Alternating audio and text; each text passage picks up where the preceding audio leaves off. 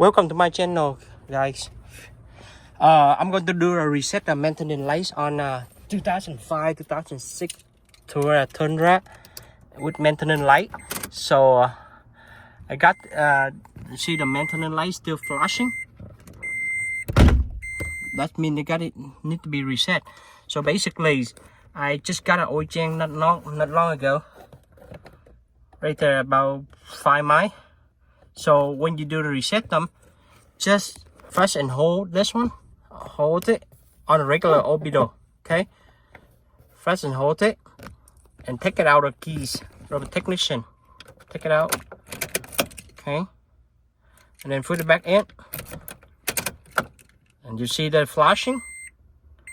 So that means they reset it.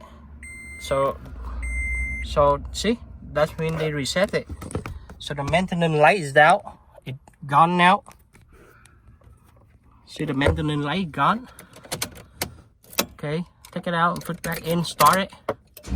You see maintenance light. So they're gone. So that's how you reset it. Thanks for watching. I'm Fish Head. If you guys like it, give a thumb up, subscribe below. I'm Fish Head. Thank you.